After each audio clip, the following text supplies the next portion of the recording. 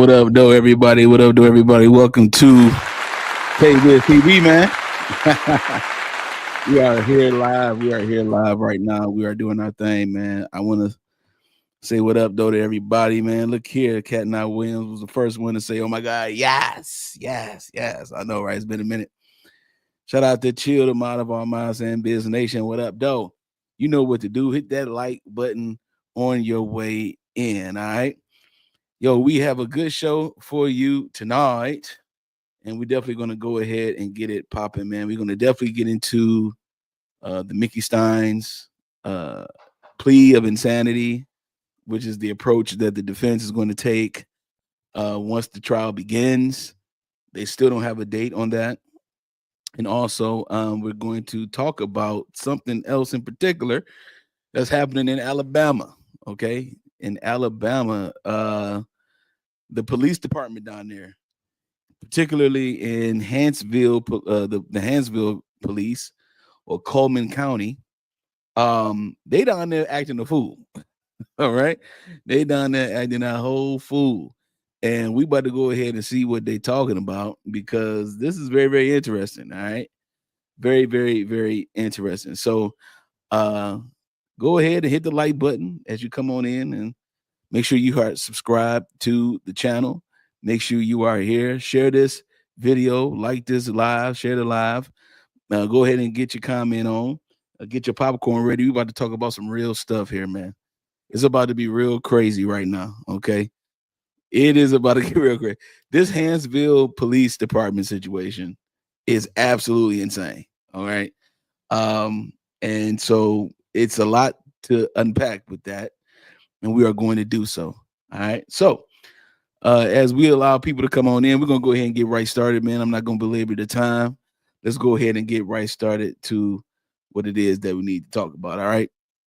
So we're going to talk about the Hanceville Police Department first. The city council yesterday voted to abolish the entire department. Just get rid of everybody. All right.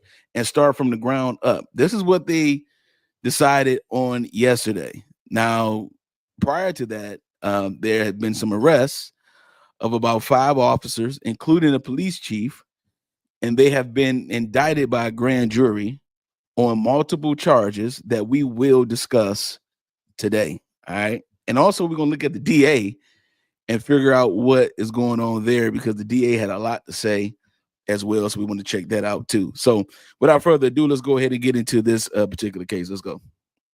To a developing story in Coleman County, the Hanceville Police Department is now being called a criminal enterprise after the chief of police and 4 officers were hauled off in handcuffs, arrested on drug-related charges and tampering with evidence. WAFF 48's Noah Cowell has more on why those officers are considered a threat to public safety. This investigation started when Chris Willingham was found dead from an overdose while he was on the job at the 911 center in August. We now know that he died with a cocktail of drugs in his system, including fentanyl. As of today, we learned that some of those drugs came right from the Hanceville Police Evidence Room, which has now sparked a massive drug and corruption investigation.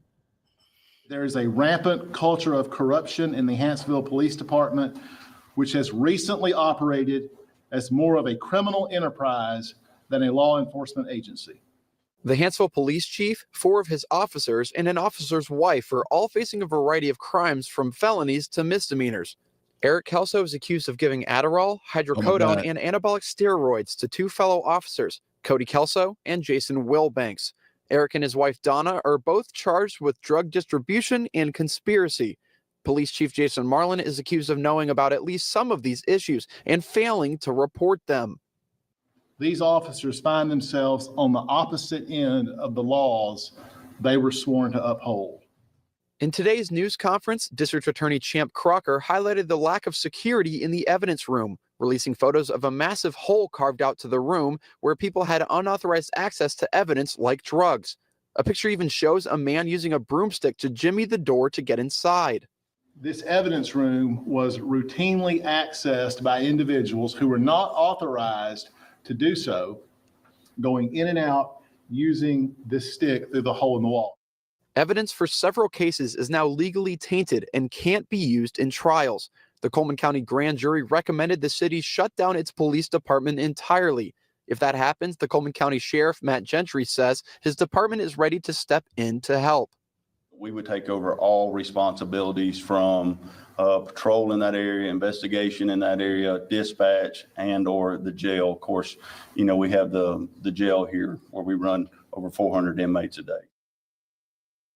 The 6 who were charged are currently out on bond. Now, the district attorney said that he won't go into any specifics on what caused Willingham's death, but they do attribute much of it to the lack of security in that evidence room, which Willingham did have access to on the day that he died. Reporting in Coleman County, Noah Cowell, 48 News on your side. All right. 48 News on your side, okay? Look here, man. So let's get into this real quick because this is absolutely something that is, I've never even heard of this before. All right. Okay. So we're going to go ahead and get into the actual charges of each individual. All right.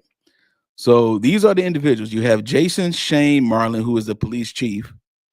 And then you have Jason Scott Wilbanks, who's an officer of the law, also along with William Andrew Shelnut. And then you have Cody Allen Kelso. Then you have Eric Michael Kelso and his wife, Donna Kelso, who was also charged in this indictment. This is a grand jury indictment, by the way, okay? I'm going to read this real quick here. It says the entire police force of Alabama City was placed on leave after 5 officers, including the police chief and one of their spouses, were indicted by a grand jury and arrested on multiple charges. All right. Says here that the mayor's announcement came that day after 5 Hanceville police officers, including the chief, were indicted by a Coleman County grand jury and arrested on multiple charges that stem from the August 2024 death of 49-year-old Christopher Willingham, a 911 dispatcher who was found in his office. An autopsy was determined that Willingham died of a drug overdose, specifically from the combined toxic effects of not just only fentanyl, but also gabapentin, diazepam, amphetamine, crisoborol, and methylcarbamol. All right, these are all toxic and narcotic drugs that he consumed all at one time, obviously. Okay, the grand jury determined Willingham's death was a direct result of negligence and disregard for life by the police department. All right, so we're going to take a look at what each person has been charged with and what they've been indicted with here. All right, it says Cody Allen Kelso, he's 33 years old and is charged with 2 counts of computer tampering, 2 counts of using office for personal gain, tampering with evidence, and 2 counts of solicitation to commit a controlled substance crime. All right. Also, Jason Scott Wilbanks, 37, is charged with 2 counts of computer tampering, 2 counts of using office for personal gain, tampering with evidence, and 2 counts of solicitation to commit a controlled substance crime. Okay. Here's the police chief, Jason Shane Marlin. He's 51 years old. He has been charged with 2 counts of failure to report ethics crime, and tampering with evidence. William Andrew Shelnut, 39 years old, is charged with tampering with evidence. Eric Michael Kelso, 44, is charged with 4 counts of unlawful distribution of controlled substance and 2 counts of conspiracy to unlawfully distribute, a controlled substance. All right. This is that evidence room they were talking about where they're able to jimmy, where there's a hole in the wall from the outside of the room to the inside of it. And what they're able to do is take a broom and push down that knob and open up that door to get inside of the evidence room. Okay. That's crazy work. All right. Donna Reed Kelso, 63, the spouse of Eric Kelso, is charged with 2 counts of unlawful distribution of controlled substance and 2 counts of conspiracy to unlawfully distribute a controlled substance. All the officials said that all 6 suspects have been released on bond. So they have been released on bond. So they're not technically in jail right now, but they have been released on bond. All right. Let's go ahead and look into this. The actual DA discuss, the DA is going to discuss this entire situation right now. Okay. And I just want to, this is a nice little length video here, but we're going to get through it. And let's just hear what the DA has to say about this. All right, let's go. And shout out to my man KP, Kissing Pink in the building. What up, though? Appreciate you, man, watching in with me tonight, man. Attorney Champ Crocker, joined here by Sheriff Matt Gentry. This is a sad day for law enforcement, but at the same time, it is a good day for the rule of law. The grand jury of Coleman County has recently returned multiple felony and misdemeanor indictments on 5 Hanceville police officers and 1 spouse of an officer. As DA, I would like to thank several agencies and individuals for their assistance in this investigation. The Alabama State Bureau of Investigation, Special Agent Jamie King, who led this investigation. Alabama Attorney General Steve Marshall and his staff. The Attorney General's office reviewed these charges before we took them to the grand jury, and General Marshall and I have remained in close contact throughout this process. The Alabama Ethics Commission and Special Agent Chris McKay, Coleman County Sheriff Matt Gentry and his staff for their assistance, as well as the Coleman Police Department, who provided assistance, and the Wallace State Police Force, who responded in this case. I'm going to go through the charges and the individuals at this time, and we're going to have something on the screen. The Cody Allen Kelso, 2 counts of wow, that's crazy. Solicitation to commit a controlled substance crime, use of office for personal gain, and tampering with physical evidence. Jason Scott Wilbanks, 2 counts of computer tampering, 2 counts use of office for personal gain, 2 counts solicitation to commit a controlled substance crime, and tampering with physical evidence. Jason Shane Marlin, 2 counts of failure to report. That's the police chief, y'all. And tampering with physical evidence. Pete. William Andrew Shelnut, tampering with physical evidence, 1 count. Eric Michael Kelso, 4 counts, unlawful distribution of a controlled substance, 2 counts, conspiracy to unlawfully distribute a controlled substance. His spouse, Donna Reed Kelso, 2 counts, unlawful distribution of a controlled substance, 2 counts, conspiracy to unlawfully distribute a controlled substance. All charges are felonies, with the exception of tampering with physical evidence, which is a Class A misdemeanor. Jesus, Pete.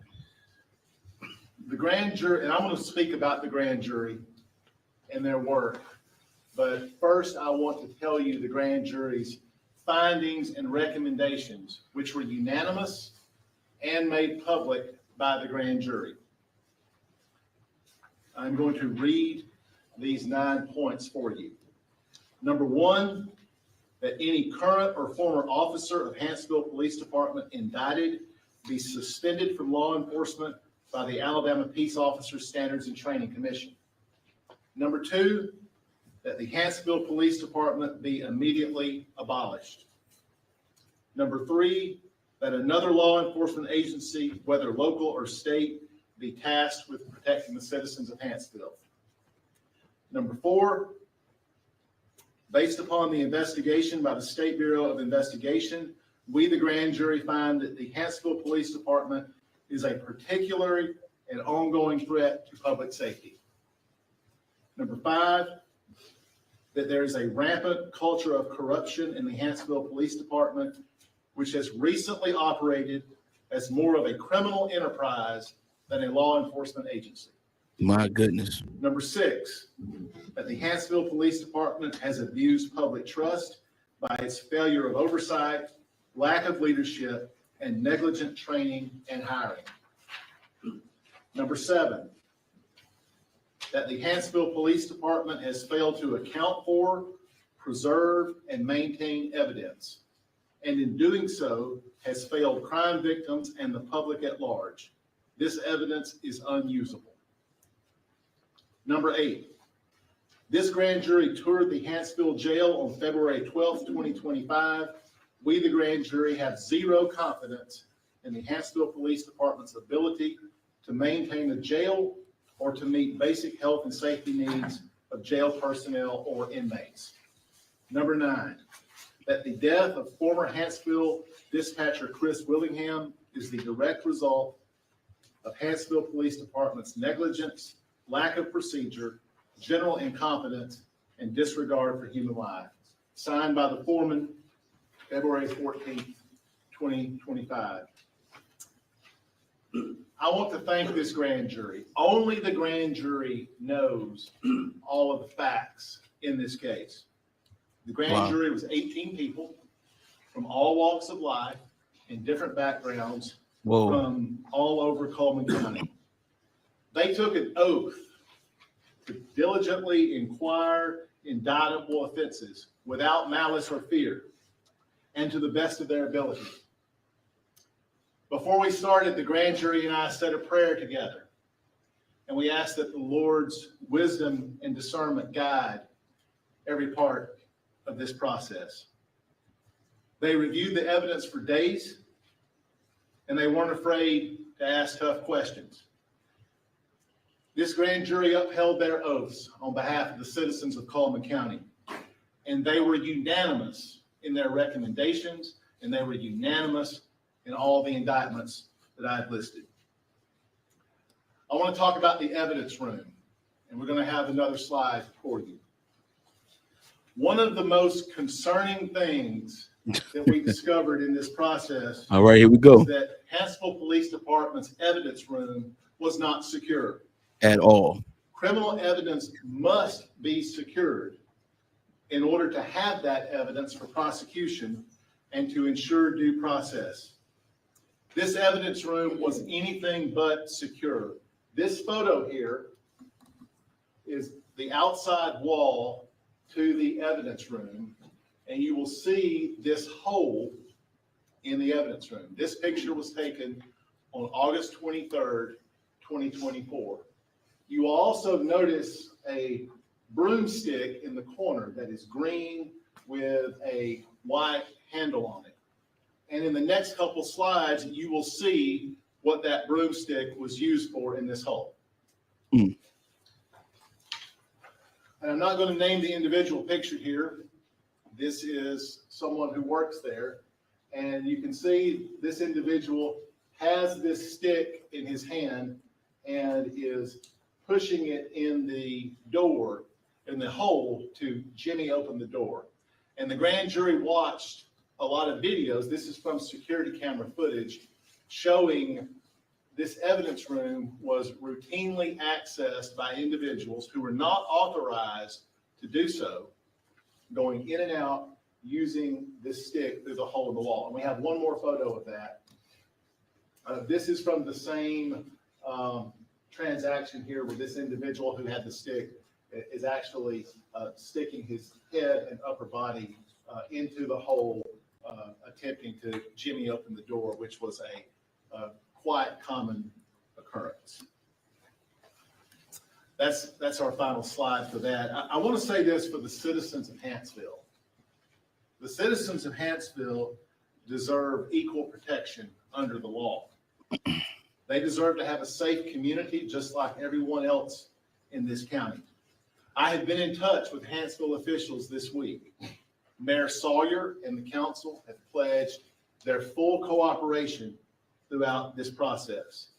This morning, Hanceville Municipal Judge Pete Maherg entered an order calling for an audit of the evidence room, and he is joining me in asking state officials to conduct that audit.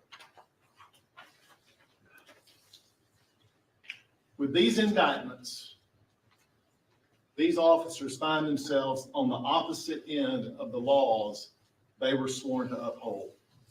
Wearing a badge is a privilege and an honor, and that most law enforcement officers take seriously. A badge is not a license to corrupt the administration of justice. And when law enforcement officers abuse their power, they do damage to the public's trust in law enforcement. Our law enforcement officers in this county put their lives on the line every day to protect the citizens.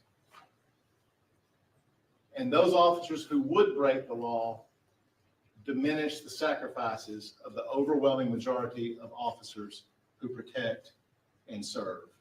And when law enforcement officers do not meet the standard that they should, they will be held accountable. Now, we will allow some time for questions. I'm not going to discuss the facts of these cases. I will answer any general questions to the extent possible, but first I will defer to Sheriff Gentry. Thank you, DA. You know, there's nothing more important to us in law enforcement than good, honest law enforcement. When we have those that do wrong, it hurts us all.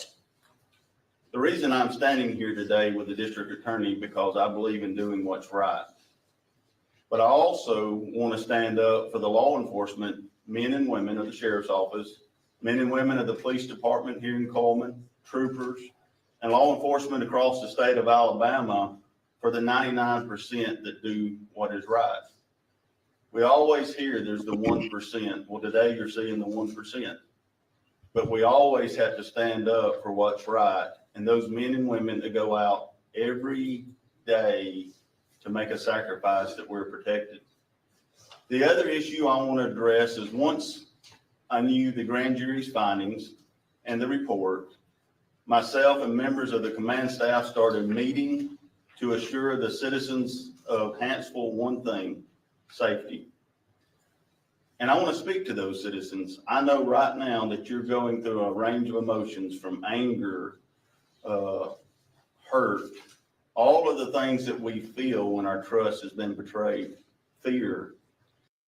Okay, so I want to just interject real quick here. The reason why this gentleman is actually making this type of statement is because of the fact that this entire police department has been abolished, has been removed. Okay, so there is no this is the reason why people are concerned in this particular county, is because they're like, okay, where is the police? We don't have any police officers. Because of this type of craziness going on right here, we don't have any police officers. We don't have anyone to protect our neighborhoods. We don't have anyone to protect our county. And we were thinking that these were the individuals who were going to do that. And since they have not been doing that, now this takes a political turn where people have to, who are in public service servants in public office, now they have to go ahead and do things like this, which is try to get the people to calm down and relax and get them to believe in them again and just give them one more chance and do all this stuff. But at the end of the day, this entire department was corrupt the whole time. You had an evidence room. If you took drugs, I could just imagine all the other stuff you took. The dispatcher was able to access the evidence room and to get all the drugs that he wanted at his access. And you knew this. Not only did you know this, you went into the evidence room too. Normally there's a process to go into an evidence room. Like you got to sign a document. You got to show some proof of who you are. You have to have reasonable cause as to why you're going in there. You have to set an appointment. There's so many things that you have to do to get access to an evidence room or even a file room or a documents room. The fact that you have a giant hole in the wall that's so big that a person can fit their upper torso in there is just crazy, crazy work, man. But I can assure you, members of the sheriff's office here in Coleman County, we have already met. I have spoken to members of Hanceville, the mayor and the council. We will do what is necessary to protect our citizens in Hanceville. because they're not just citizens of Hanceville, they're citizens of Coleman County. And as sheriff, we protect all citizens of Coleman County. That's what I've been doing for the last 25 and a half years, and that's what I'll continue to do. Days like this come and go, but good law enforcement will stand the test of time. And I'm pleased to be standing here with the district attorney and all of those that do what is right. So thank you for being here, and thank you for getting out the truth. So the grand jury found that the Hanceville Police Department is a particular and ongoing threat to public safety. Can you expand on what that threat is? Can you tell us how it's an ongoing threat to public safety? I believe that finding was based on the charges themselves, based on their observations of the conduct that had been going on. The charges that go to that finding speak for themselves. Do you expect any other charges to come with this? For these defendants, I do not expect any other charges unless there is new evidence. As for anyone else, I can't say at this time. It says the police department should be abolished. Is that happening? You would have to ask the city of Hanceville about that. I have not. Okay, now do you hear that question? They're saying that what up, though? Abundance in the building saying what up, though, to me. What up, though? What up, though? What up, though? As a matter of fact, I'm thinking about something right now. Shout out to Kiss of Pink once again, KP, man. You've been rocking out with your boy for a minute, man. I'm gonna try to make you a mod. I'm gonna make you a mod today. Yeah, I'm gonna make you a mod today. And also, shout out to Starfish and Coffee for actually bringing this story to my attention. Okay, because this is some stuff that's like crazy. You feel me? Like it's super crazy. So this right here, man, I gotta give out love to Starfish and Coffee. Hopefully they will see this, at a later time or whatnot, and we can definitely. Oh, there it is in the bushes. There you go. Shout out to Starfish and Coffee. As a matter of fact, let's go ahead and put some love right here, man. Let's put some love out there for Starfish, man. All right. Because it came to my attention through being mentioned. And then I just started deep diving some more into all this kind of stuff. And it's just really crazy what's going on. So I want to make sure I do that. However, definitely want to continue this because this is a good question. This was a good question from the reporter about, okay, are we going to abolish the department? Because that's what was being rumored and said. So let's go ahead and continue into this. For these defendants, I do not expect any other charges unless there is new evidence. As for anyone else, I can't say at this time. It says the police department should be abolished. Is that happening? You would have to ask the city of Hanceville about that. I have not heard of what their plans are in that respect. We're going to get to that. Recommendations were made to the city of Hanceville, and then they take action on them. The recommendations have been made to the public at large, and then whatever action is taken will be up to the mayor and the council. And what's going to happen with these cases that the evidence has been tampered with? Some of those cases are in the municipal court of Hanceville. Some of those cases, if they're felonies, are cases that we handle in state court. Can't stand this. Y'all been tampering with evidence. See, this is what I'm talking about. They tamper with evidence. They could do things like bump charges up on you, or they can bump evidence on you. They can do whatever they can. Tampering with evidence can mean anything. You could be taking away some stuff that can incriminate you if you're involved in this case as an officer, or you can add something to incriminate the other person that really didn't do nothing for real like that in the first place. So who's to say that in these particular cases they've been tampering with, who's to say that the person that's involved as the suspect in this particular case was not doing exactly what's being said in this particular case, because this person over here, this Officer Kelso, wants to add more charges and add more somewhat evidence to this particular thing, knowing that this person didn't do that. So now it's their word against the suspect, and now because they've been arrested, now they got released on bond, and now they've been indicted. I'm pretty sure they're gonna get, it's gonna be some trials going on, probably, for sure. All of a sudden now, what's going to happen to the people who have these cases that have been tampered with? What's going to happen to them? And what type of truth and what type of evidence, real true evidence, are you going to find that would exonerate them? See, tampering with evidence is like off rip. You should just be you should not be an officer of the law no more. It's a wrap. You should be banned from being an officer. I mean, if it's tampered with evidence, I don't know what the sentence is for it, but let's say, for instance, it's 7 years. All right, you tamper with evidence. Let's say the sentence for it is 7 years. Okay, after 7 years, you can't be a police officer. Like once you are convicted and you are thrown in jail for tampering with evidence as an officer, you lose your right to be an officer. You lose it. Give me your badge, give me your gun. You are fired indefinitely. Okay, you can no longer return to this department. That's how serious tampering with evidence should be for officers. You pay your time, and you can't be an officer no more. You can't be a private investigator. You can't do anything that's related to you trying to speak to us about anything. It should be a wrap.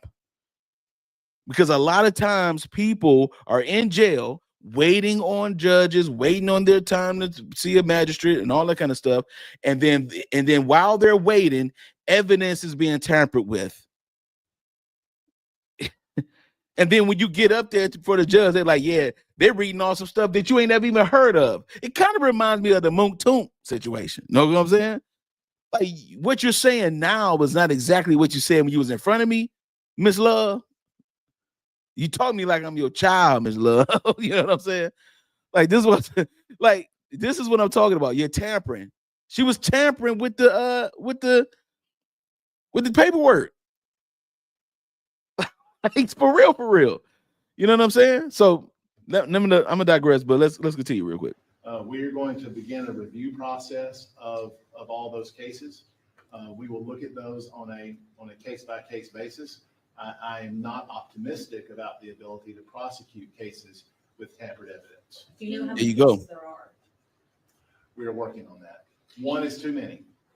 Sheriff, Yeah, that's can the I fact. take it over The dispatcher that passed away, it mentions here negligence from the police department. What happened in his case, Mr. Willingham, what happened in his case as to why there was negligence? It's a good question. Well, the grand jury reviewed a lot of material. Not all of it was the subject of charges. No one was charged in these indictments with Mr. Willingham's death. However, the SBI obtained a good bit of security camera footage and so forth. And let me say this. I'm not here to defend Chris Willingham, and I'm not here to tear him down. He has a family, friends. He's been around for a long time. But the unfettered access that a lot of people had to the evidence room, I believe, is the basis for that recommendation. So that's the reason why they said. So that's the reason why they said negligence is because of the fact that it's negligent for the fact that the evidence room was pretty much accessible, pretty much accessible. All right. This is crazy, man. So let's look at real quick here. We're going to look at the current report about the actual city council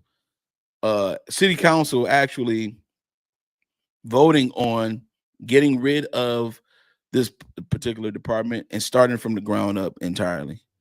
Basically, yeah, open to the public for sure, 100%.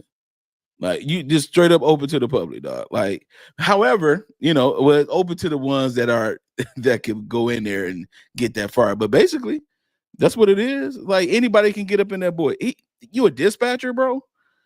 You able to access the evidence room of a police department and you're a dispatcher? That is crazy. That is absolutely crazy. I mean, have we ever seen something like this? Look at this. Look at this. The man is able to put a broomstick inside of this doorway. As a matter of fact, there's another photo where he actually sticks his head in there. Like, seriously, man, this is crazy work, man. This is crazy work. All right, let's get right back into this real quick. This here is we're going to look at the news and see what's going on as far as what the logistics were and all that kind of good stuff on this actually taking place. So let's go. Thanks so much for joining us. I'm Brittany Decker. And I'm Sherry Falk. That's the latest decision regarding the future of the Hanceville Police Department. It looks like they're hitting the reset button. WVTM 13's Bryce Oslin spoke with council members and law enforcement about this decision. Bryce, what are city leaders saying about this? Yeah, the Hanceville Police Department has had its fair share of trouble. Hold on. Starfish said that sign say no, no fish on it. Let's take a look. Let's see real quick. Hold on. Yes, it said no fishing.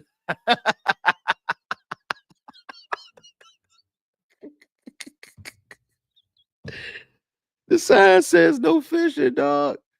Good catch, Starfish, for real. Good catch, man. That's hilarious. I'm sorry. I had to stop and see for myself. Like, wait a minute. No fishing, bro. Oh my goodness. Oh my goodness. Yo, I'm telling you, I'm feeling really good, man. I'm on a staycation right now, and I'm feeling absolutely good right now. KP said right, but to be honest, it's like that in a lot of small municipalities, unfortunately. Dude, I was just having this conversation. It seems like all the small counties and all the small cities are doing the craziest stuff. It's the craziest stuff. They're doing it on a level like they want to be talked about in documentaries, obviously, because this is a documentary type of situation. To see something like this is a documentary.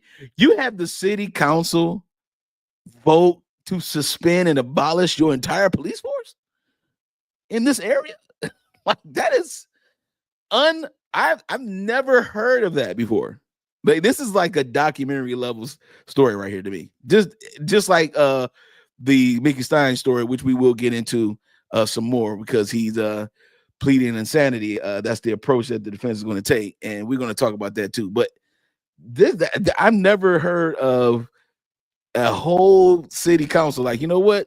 Let's just get rid of the whole police department and start over from scratch. Like, that's crazy. Never heard of that before. These days, city leaders say people deserve to be protected by a department who has its best interest. Hanceville's a great place, great people. They deserve better from our police department. Hanceville City Council says out with the old and in with the new. So we're going to get them better, hopefully. The city council voting to suspend and rebuild their entire police department from the ground up. This comes after scandals and multiple officers who were arrested for felony charges. All of us wanted to move forward, not continue the same process, like when individuals said insanity, doing the same thing over and over and expecting a different result. We wanted to move forward. We wanted to get something established and go forward with it. The Hanceville Police Department averages nearly 8,000 calls a year. This is what the mayor and the council expressed to me is, we know we're in a tough time, but we don't want our citizens to miss 1 ounce of anything as far as being protected. Deputies from the Coleman County Sheriff's Office stepping in to establish law and order as the department rebuilds. So when this come down, we knew that Hanceville was going to be in a process of hurt, anger, rebuilding to figure out what the mayor and the council can do that's going to best meet the needs of the citizens. The city will operate without a functioning department until roles are filled. Let's put off anything that y'all reimburse us for a little bit and let y'all hire a chief. That way they can get a chief hired, and then the new chief, then they can start the rebuilding process and re-interviewing of all the employees that you have. Now, it would be up to the new chief whether they keep or not. City Council says due to recent events, they're going to think long and hard before hiring their new chief. This is going to be something that it's not going to be quick. We just find someone that we actually bring someone in that's going to build from the ground up and bring integrity back, and that can protect the community, and we can be proud to be called our Hanceville Police Department. Wow, man. The new chief will be responsible for hiring all department employees. Live in Birmingham. Wow, man. Yo, this is a crazy story, man. Again, shout out to Starfish and Coffee for sure. For this, man. This is a crazy one.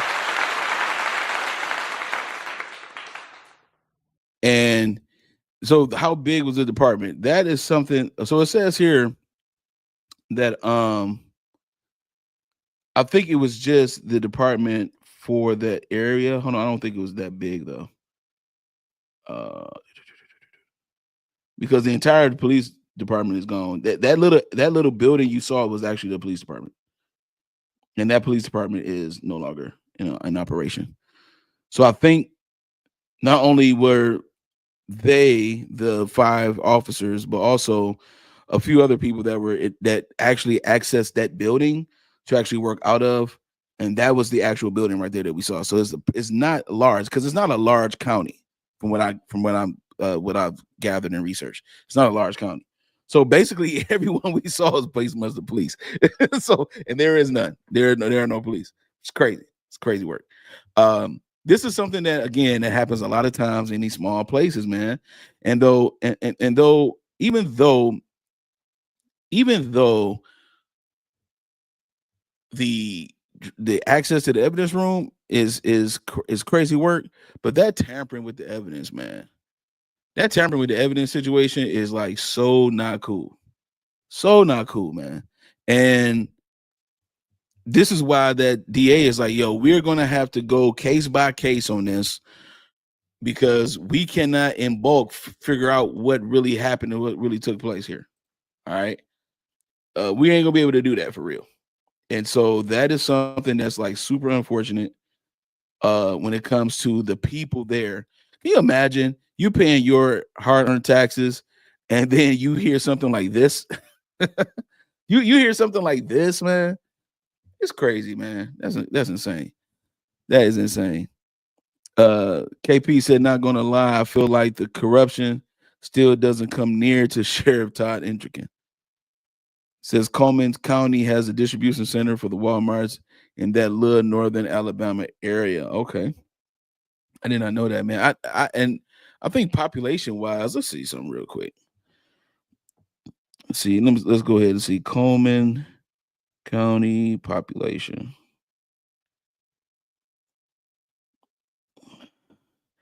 92,016.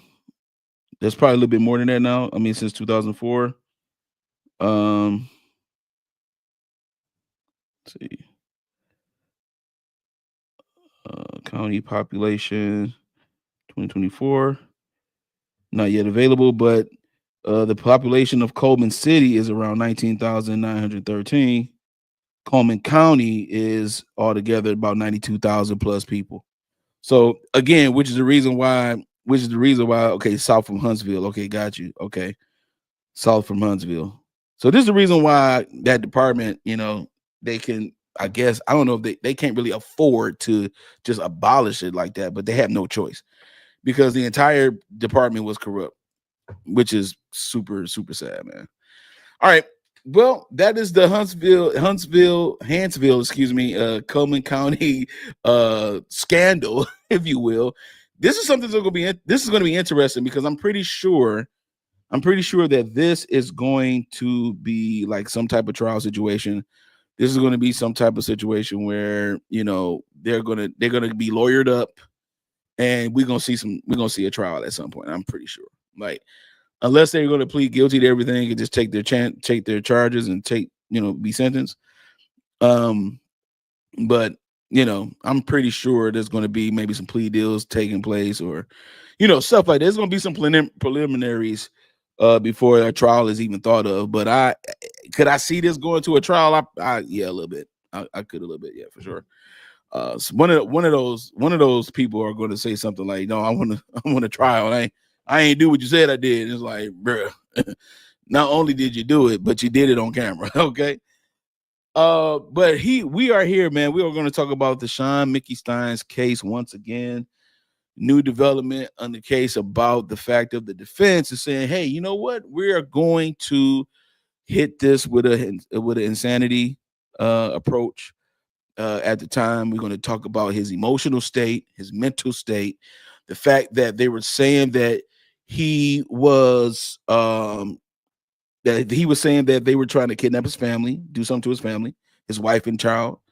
There was a deposition that took place a week before he shot the judge. And we also have some footage of Shawn Mickey Stines way before he even shot the judge, way before they even had lunch and everything. Like it was, they have little video shots here of this. And so we're going to get into this. But before that, we're going to get into the interview that his lawyer did about a few days ago. He did an interview with News Nation about this particular case and about the insanity defense. And then like the judge being murdered over a sex scandal, and did it involve Mickey Stines? According to the defense, they don't see any evidence that it involved Mickey Stines. So let's see how that goes. However, let's go ahead and look at this short, quick interview, and then we're going to get into another video, and we're going to deep dive into this a little bit more. All right, let's go. On all these outrageous crimes involving these high-level officials in this town, how does that connect back to the sheriff shooting the judge? Well, I think the important key to remember is that earlier in this week, there was a deposition. My client was to give a deposition in the civil case. Leading up to that deposition, there's multiple witnesses, family, members of the community, folks that he worked with that saw my client in the struggle, the stress, the strain, the sleepless nights he had. He felt very much threatened about what he might say. Would he say too much that would put his family in danger? You heard Sabrina Atkins in that interview just before you switched to speak with me. She talked about the dangerous men there. So this deposition takes place on Monday. And as the week goes on, Mickey continued to be in fear that he had said something, or that, further discovery in that civil case would something he would say would ruffle the feathers of some dangerous men. And ultimately, he was in fear for the safety of his wife and his daughter. And I think what you see there is the result of that. Yeah, and just so people understand, there was this civil lawsuit ongoing. Again, I talked about the corruption and the deputies accused of having sex with inmates and all sorts of shady stuff. So there's the civil suit that's ongoing. There had already been a criminal investigation and arrests, and the sheriff was being called in for a deposition. And you're saying that he was concerned about it. Did he have information about other high-level people, perhaps even the judge, that were involved in all of this? Is that why he was so concerned? Well, I think the bigger concern was from other people as to what he might say. And I think certainly there was information that that Mickey had that he knew that other people didn't want to be made public. And if in fact they felt that some of the stuff that he said during the deposition, hurt them or exposed them for what they were doing, then, there certainly was a threat that Mickey perceived, one that was both perceived and real. And, he was afraid for the safety of his wife and daughter. Were they trying to pin any of these sex crimes on him? Does that play into it?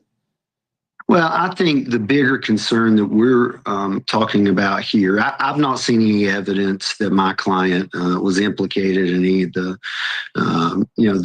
corrupt sex practices that they had. I've not seen anything to that degree, but the fear was that Mickey is under oath. What will they ask him? What will he say in response? Will he talk about?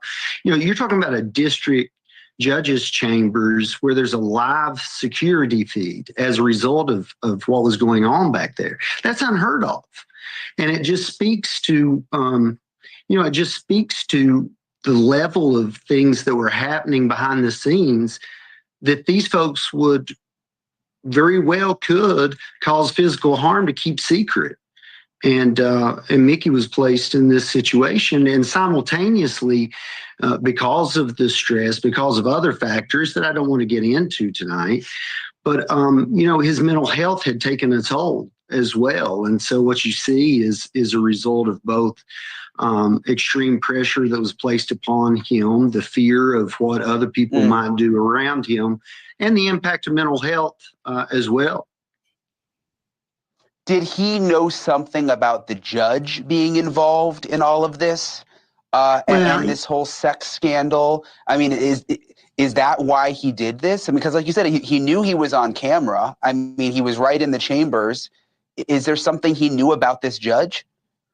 I think that certain people within that community were concerned that he would say things that will be harmful to the people surrounding the judge and the folks in the courthouse at large. And what you see is let's go back 1 second. Let's go back. That was a good question. Hold on. Let's do this. And the impact of mental health as well. Did he know something about the judge being involved in all of this and this whole sex scandal? I mean, is that why he did this? I mean, because like you said, he knew he was on camera. I mean, he was right in the chambers. Is there something he knew about this judge? I think that certain people within that community were concerned that he would say things that will be harmful to the people surrounding the judge and the folks in the courthouse at large. And what you see is the result of a man who believed that his wife and daughter had been or would be kidnapped or killed and hurt. And, at that point, he had not been able to get in contact with them, and he was scared for their safety. And, and that's why we said from the beginning, this is classic EED at worst, and at best, we think it's a criminal responsibility, insanity defense that's there. Thanks for watching. All right. So that's interesting because, okay, he said a lot there. So one of the things that is interesting is the fact that the deposition piece is really interesting. And I think, if I'm not mistaken, I think I may be able to get a hold of it. I think it was a transcript that came out recently or not too long ago. And I'm going to try to find it and get it and try to dissect and see what's going on with that. Because is it possible that before the deposition that they could have actually threatened him and his family based upon the information that he already knew? Were they planning to make him the fall guy, or were they planning to scapegoat him, or did they manhandle and put him in a corner and say, hey, if you don't say these particular things, then we're going to come after you. We're going to come after your wife and your daughter. Couldn't they have actually threatened him prior to that deposition? Because the deposition happened not too long ago before the shooting. The day of the shooting was a very casual day. We're going to get into this. It was a very casual day for everyone that was in the room prior to the shooting. The judge was in the room. It was Mickey in the room. It was some other people in the room. They were just laughing. They was doing whatever. There was a nervousness that he had, obviously, leading up to this entire situation, which is the reason why at the lunch, Mullins is like, hey, we need to talk privately. And this is the reason why they're like, okay, let's come to the chambers because we can talk privately in there. So whatever happened before the deposition of Mickey Stines up until that day of him shooting the judge, something had to have triggered him to do this.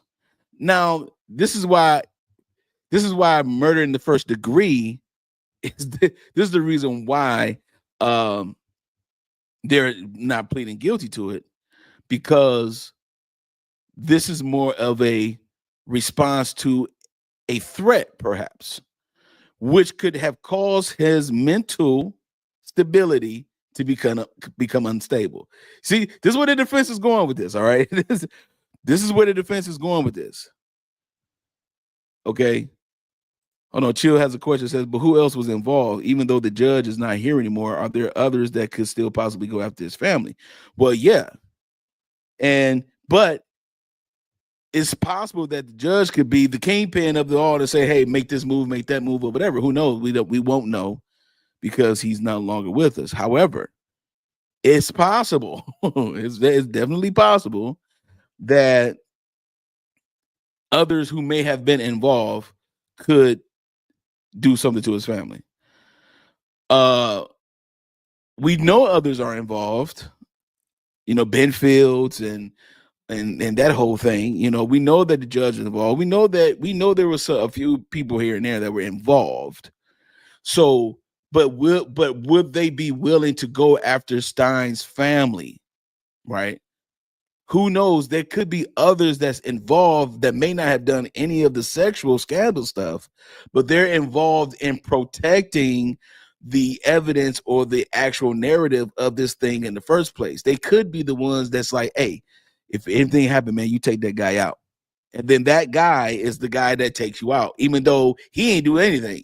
He wasn't doing what Ben Fields was doing, having sex for favors and stuff in the chambers and stuff. He wasn't doing that, but could be a person that's like, okay, we need somebody to have our back when things are getting a little bit wild, when people start talking too much. You know what I'm saying? We need to make sure we got some collateral damage. It's possible. I thought about this. I'm like, this can't be premeditated in a sense. But also, if someone threatens you prior to something, could you actually, that mental switch, could it flip, man? Think about it. You got a deposition coming up, and then you got somebody who you don't even really know like that for real coming to you, be like, hey man, if you don't say what we want you to say, we're gonna get your family. And he like, hold on, what you mean? And then he gets scared, or they might show him a picture. Who knows how this went? But something had to have happened prior to his deposition, because I remember seeing something about the deposition and the things that he was saying. And so the fact that he said, yo, they threatened to kidnap my wife and my family, and my wife and my daughter. They're gonna kidnap my wife and daughter.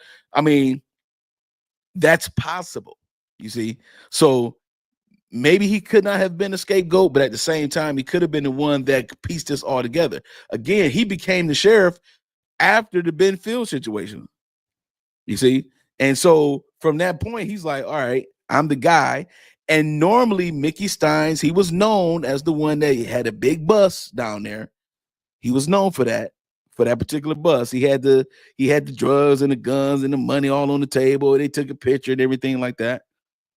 But when it came to his friend being involved in something that's illegal, he like, wait a minute, hold on now. You know what I'm saying? So let's see. Let's see what happens here. We're going to look at this video here, and we're going to take a look at some details. All right, so we're going to look at some details here, man. So let's take a look. Let's deep dive. Mickey Stines claiming he was insane when he shot and killed a judge in his chambers. I look at what this means with his lawyers and trace Stines' steps in the hours before he killed his longtime friend.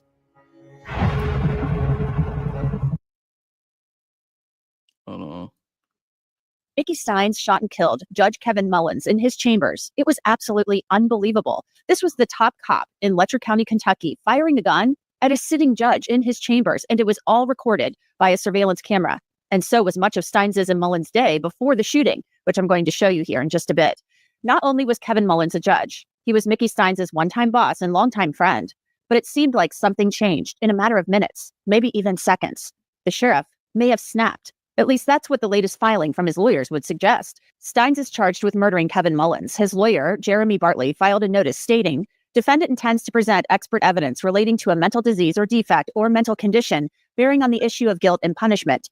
Defendant intends to present a defense of insanity as well as a defense of extreme emotional disturbance. On top of this, Stines' lawyers are telling the court that they want their expert to be present when a state expert evaluates him. Stines' attorney, Jeremy Bartley, is going to be here shortly to explain all of this.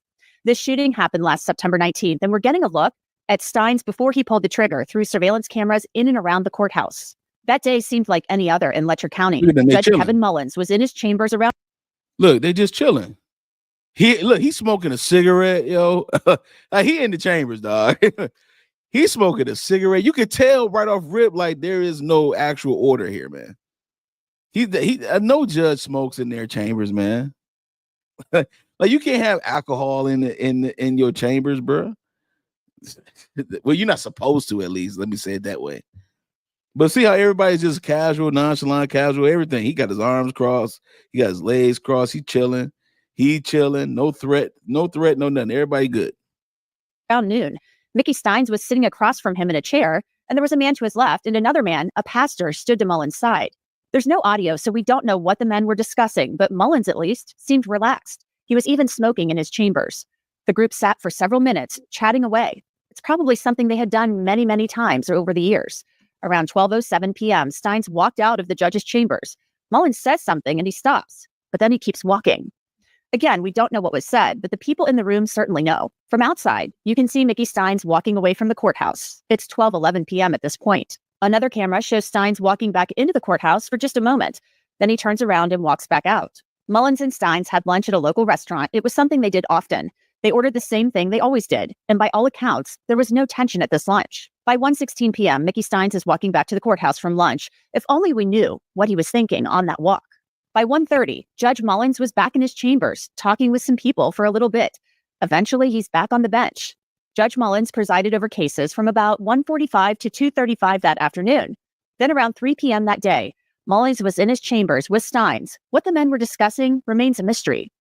Stines made a phone call first from his phone and then Judge Mullins' phone, and then Stines fired several shots at the man he once called a friend. Crazy, you can man. see people in Mullins' chambers rush out after hearing the shots. They likely had no idea what was happening other than a gun had been fired. Troopers' dash cameras showed Stines being led to a cruiser in handcuffs after 4 p.m. that day, and Stines sounded paranoid. Pick your leg up, my brother. Y'all got carbon monoxide in here. Come on now. Come on. I can't say it like this. I can't. Come on now. Be fair to me. We're being good to you, brother. Stick your leg up in there. Come on now, guys. Please don't do this to me. Please don't do this to me. Please. You want to scoot on over a little bit to the left? Come on now. Try to scoot on over a little bit more. That way we don't hit you. Can you go a little bit farther? That's what we hit you with the door. Put your knee in there, my friend. Hey, Jason. Hey, Bates. Hey, Bates. Can we loosen this up a little or give the window down? I'm sorry. Can we loosen this up a little? Be fair to me, man. I got some air. I'll crack the window for you, but I can turn the air on back here. Okay? Yeah. Be fair to me now. I promise. Yeah, I promise. God, please. I promise. It's hot back here, man. I can't breathe. During the nearly hour drive to the Leslie County Jail, troopers tried to get Stines to talk to them. Okay, Mickey. Anyway, so do you want to talk about it? Is this to do with anything with your family, your daughter, or anything? We're moving in. The world can be really unpredictable and scary, so having a great lawyer really matters. All right, she about to do a little advertisement right here, so we're gonna skim through that. But ain't this somehow? It's something how when we did the video, remember we did the video of the actual body cam footage of Mickey Stines' arrest. It's on this channel. If one of the mods can go to the channel and look for the video that we did, of the body cam footage. I did an actual video of it. It wasn't live. It was a video. If you could drop the link in the chat, that we, people can actually see it, and I appreciate it if you can do that for me. But in that video body cam footage, they're driving through a wooded area to get to the station, and keeps saying, "Man, please don't do this to me." He's thinking they're going to go isolate him somewhere. He's thinking they're going to unalive him. His mindset is they're going to unalive me. You see? So when this happened, the body cam footage, that was a part of the body cam footage where the officer is asking him questions like, does this have anything to do with your daughter? Does it have anything to do with your family? And we might have, it might be a case where it has more to do with the deposition and all these things, what was said in there that maybe he wasn't supposed to say. Who really knows? It's so much stuff going on. There's so much evidence that has been accumulated. As a matter of fact, the prosecution for this case in the last court hearing said that they're going to need at least about 2 or 3 months of time to get all the evidence together, and they have to give all that evidence over to the defense. Remember, no matter what the issue is in court, the prosecution, they have to make the case for you, against you, is what they have to do. You don't have to prove that you're guilty or not. That you have to disprove that they think you're guilty. And based upon any evidence that they have, and then that's why you have to unpack and dissect the evidence, like we saw in a very elegant way with Brian Steele during the YSL trial. They was trying to use the Wiz app, the repost Wiz app, to put current time on something taking place when really it's a repost. That's not the original photo. So the metadata is different. Stuff like that. That's evidence. You got to unpack all that, right? Anyway, this is the reason why I'm thinking now that something happened before this deposition that Mickey Stines did, man. And I think that is something that sparked and ignited his paranoia. Because on the body cam footage, and the link is in the chat. Thank you, Chill. On the body cam footage, he was nervous the whole entire time. And he thought that they were going to send him out there in the woods somewhere and unalive him. Okay. So let's take a more look at this, but let's keep that in mind. And again, if you want to watch the body cam footage video that I did, please go ahead and hit the link in the chat, and you'll be able to see it. Had been deposed days before the shooting in a civil suit filed by a woman named Sabrina Atkins. She had been arrested in 2021 on a drug charge, and a deputy named Ben Fields told her he'd help her with an ankle bracelet for home incarceration in exchange for sex. Atkins said she and Fields had sex in Judge Mullins' chambers 6 times, and she told investigators with the Kentucky Attorney General's office it wasn't just Fields having sex in the judge's office. But he does have some videotapes of some stuff in the judge's chambers. What kind of stuff? Just with girls sexual and stuff. What describe? Have you seen the videos? I've seen one partly, and just him having sex with girls for the be able to get out of jail. Who was having sex? Ben and just some higher ups up there. Who? The judge and. You saw the video. Mm-hmm. Yeah. What did you see on the video? I mean, I've seen Judge Mullins having sex with a girl. Who was the girl? I don't know, because I don't know a lot of people from over there. Where was it at? In his office, in the judge's chambers. Is that the same place that you were meeting Ben? Is that how you know it was the judge's chambers? And this was Judge who? Mullins. But you don't know who the girl was? So Sabrina Atkins had told investigators she saw a video of Judge Mullins having sex with a girl in his chambers. Last fall, Kentucky State Police investigator Clayton Stamper testified at a preliminary hearing for Mickey Stines that Stines was concerned for his wife and daughter after the shooting. He was mostly calm, I thought. I talked to him, but he didn't say nothing about why this had happened. But he was calm. He was kind of afraid that basically all he said was, treat me fair. That's basically the comments he made.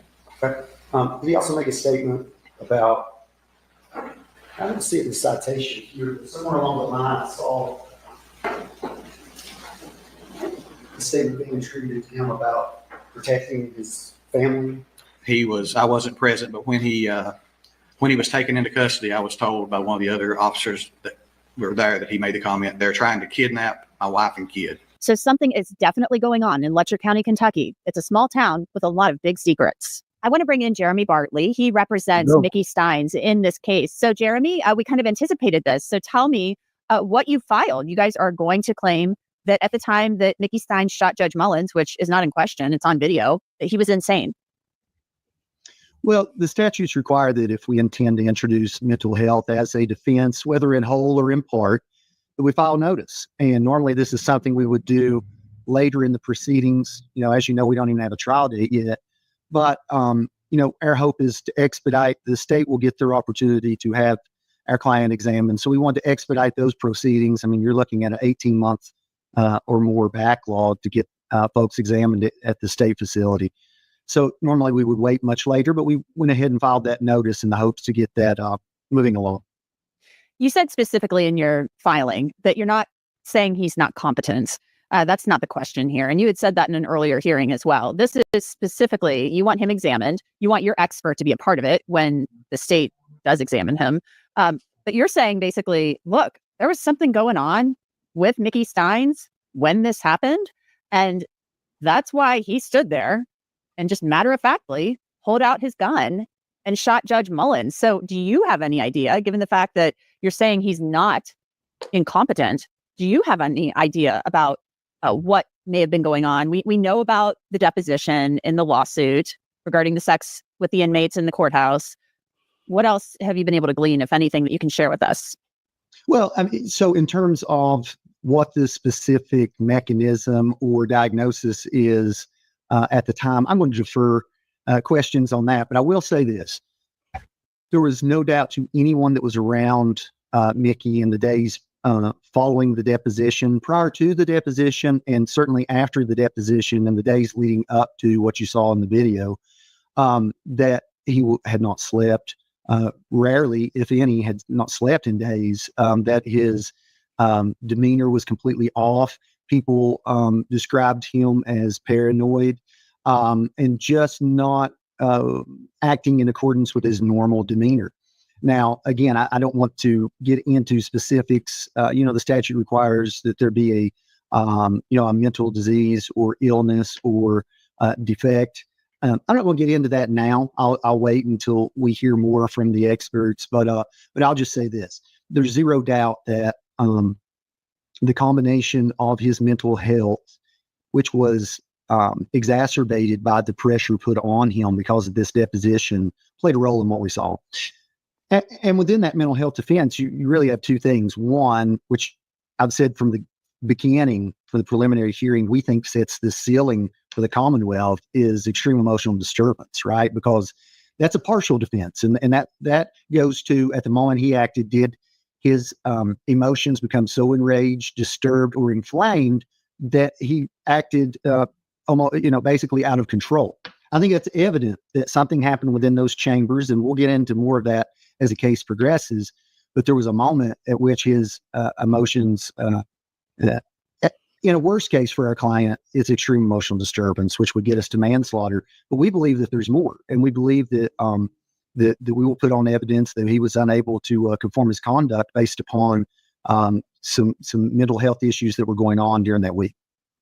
So you touched on this, and I know we've talked about this before as well, that he felt an imminent threat. You said something happened in those chambers. We've obtained video that shows Mickey Stines. We've kind of retraced his steps that whole day, walking away from the courthouse, walking to lunch, walking back in. Judge Mullins is on his bench. We see that. And then whatever happens. I mean, there's no audio, unfortunately. We don't know what was stated. Have you been able to learn what was stated? You said we'll get into that at trial, but do you know what has Mickey Stines told you what Judge Mullins said that made him feel threatened? Yeah, so I'm not going to be able to get into what my client has told me. I will tell you that right. When Mickey entered the judge's chambers, he had there was no doubt in his mind that his wife and his daughter had been threatened. And based upon what transpired in those chambers, he believed that threat was in motion. And immediate. And so, I'm assuming, because you had said we're an imminent threat. yeah, he felt that his wife and daughter had been taken.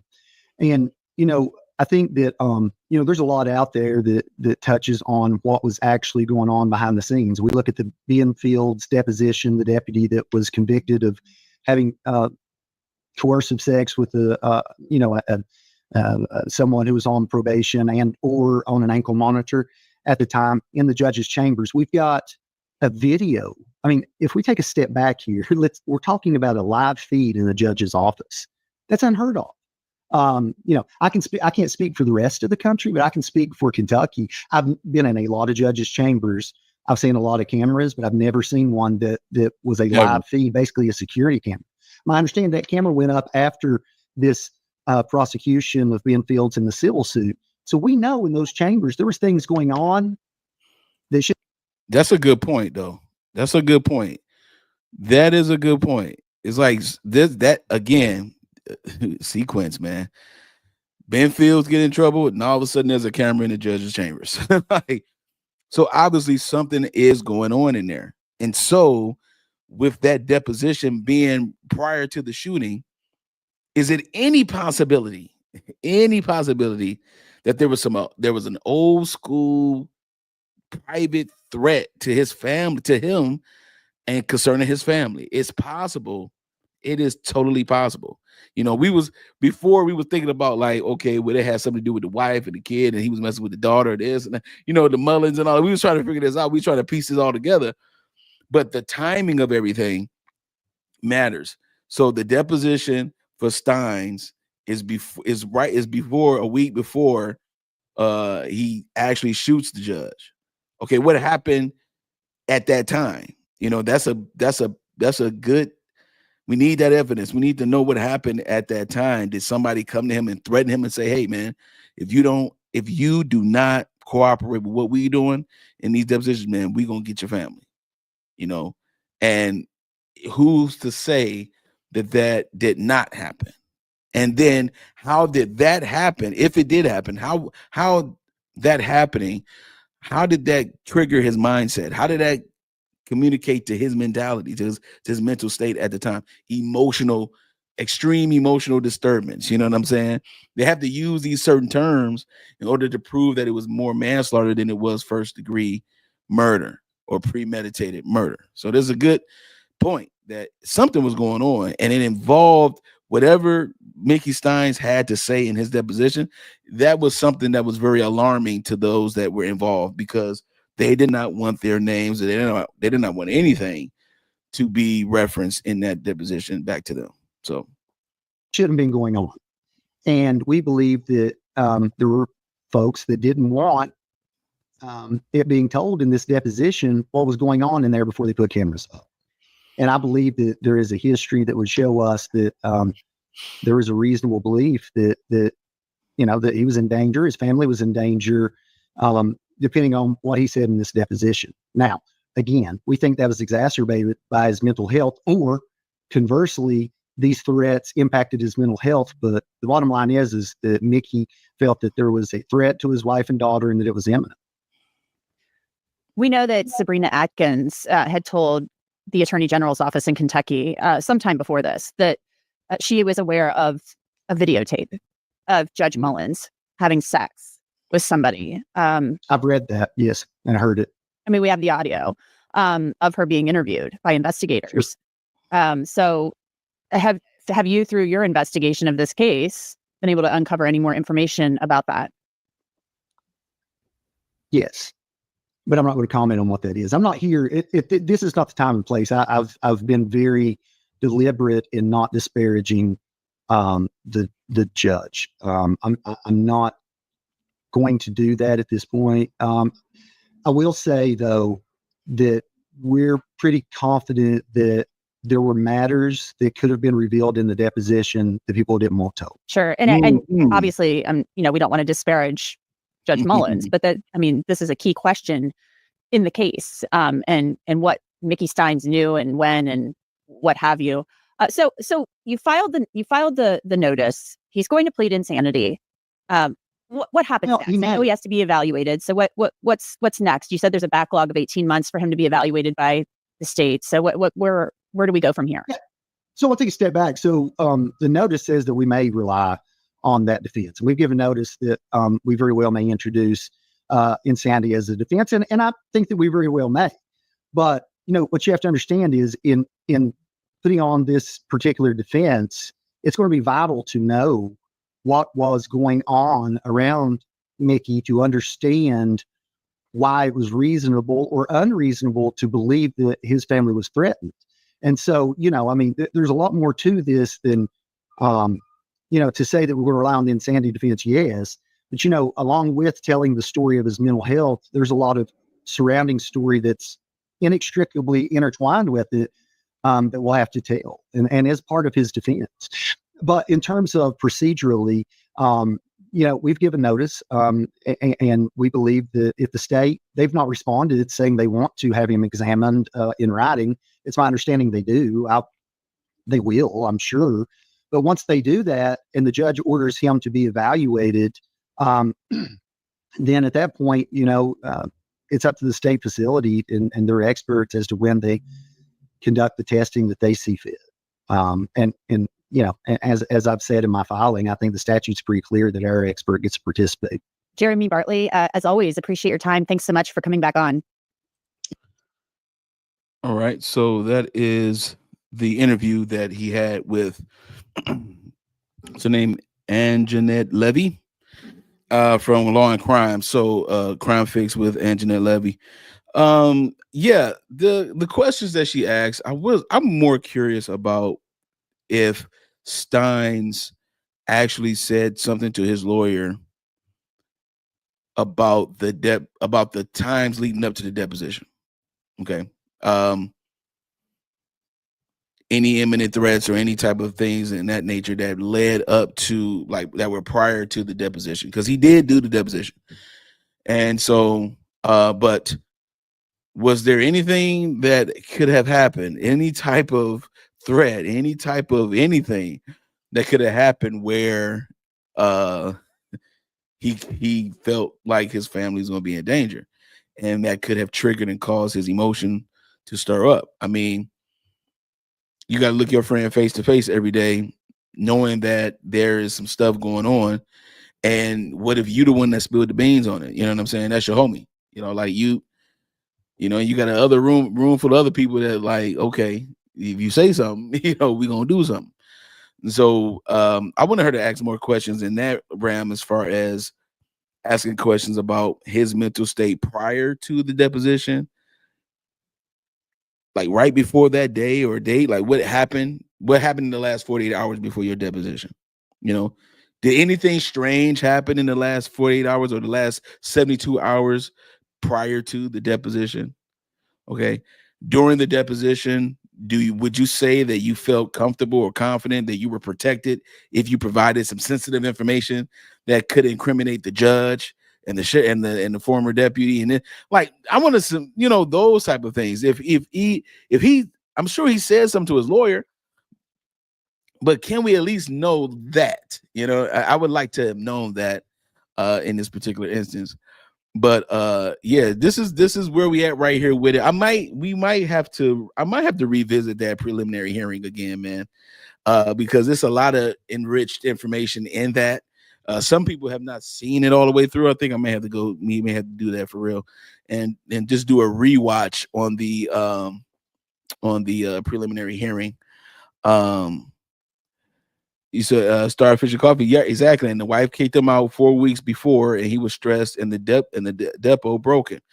Yeah. See, so he already, and that's another key point. See, great. That's another key point. He's already having issues at the crib, and then stressed out about that, and then also the deposition situation. And again, who's to say that in between that time that there was no threat to his family at all? Who's to say? Who knows? Only he would know, and then he would have to prove that if that be the case. But yo, I'm glad you all came through and hollered at your boy today. I appreciate it. I do have a question though. I do have a real question though. I have a question though. What do you all think about the new look on the channel? I changed the logo, I changed the banner and things like that. How do you all feel about the new logo, the new kind of look that I'm trying to give to the channel? You can see in the corner, up there in the corner is the logo up there. How do you all feel about that? If you liked it, if you thought it was cool, let me know. If you haven't seen it, go ahead and look at the actual view the channel, and you will see the new logo, the new banner, and everything like that. It's a little bit more clean, a little bit more, and things of that nature. If you saw it or liked it, let me know real quick. Let me know real quick in the chat if you can. I want to shout out Chill, okay, who made the logo, the logo fire, okay, the logo fire. You see what I'm saying? The logo fire, bro. That's what I'm talking about. I thought it was fire too. You know what I'm saying? The entire logo was made by Chill, one of the mod of all mods, okay? And all I added was the little head figure that I have that I normally use. I just added that to the top of the TV part. That's it. I didn't do anything else.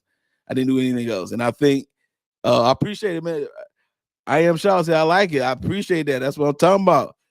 Little professional. Yeah, that's what I'm talking about. Little professional. You know what I'm saying? So I'm trying to do some new things, man. And plus, your boy has been working. And so I finally took a staycation this week, man. So I'm gonna be doing a lot of things for the channel, but that's one thing, to give it a new look, a new style, look, make it like it's simple, but it's tight. You know what I'm saying? So it's definitely something I need to go ahead and copyright and register for real, because I got to get that popping. But nevertheless, man, I just wanted to see how you all thought about that. I think it's super, super dope. I think it's awesome. And again, she had like a bunch of different ideas. But that one right there was cold blood. That right there was cold blood, man. He's okay. KP says it's definitely a more mature logo. Good job, Chill. Absolutely. Matter of fact, let's go ahead and give her some love right now for the logo. And I appreciate it. Look, and I'm in my outro video, I'm gonna change a few things, gonna make things look a little bit more differently. You know what I'm saying? So yo, in the meantime, in between time, man, please, man, make sure that you take care of yourself. Make sure you appreciate those that appreciate you, and also appreciate those that may not appreciate you, man. You know what I'm saying? Because everybody need a little dirt to grow. All right, so don't worry about it. It's all good. If you like this channel, man, go ahead, hit the like button, share this video, man. Hit the subscribe button. It's your boy Tay Biz. I'm so happy to be back. Biz Nation, let's stand up, man. I'll holler at y'all in a minute. All right, peace.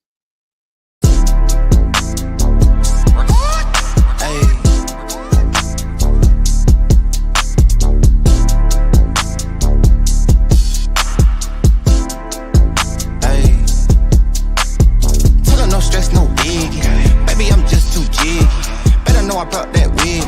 Case they get too easy. Baby, don't stress, don't sweat it. Put it all on my daddy. Know how I'm coming. And they know what we had. Run around through that left side, low end. All of mine need more wins. If you got beef, don't come out. My young hitter might go in. Uptown GN. Working all through my weekend. Hoping these don't show out. Cause all of my hitters too deep in. With the boy, I'm so ashamed. Ain't worried about long as my money and my green. Baby, I ain't got work tomorrow. Tell me what the business is. Ain't about no club hop. I'm trying to start some businesses. Shorty, you thought it was, they better know it's not that. Talking all that online, they knowing that it's not fake. Sliding through my hood, I make maneuvers like a Uber, baby.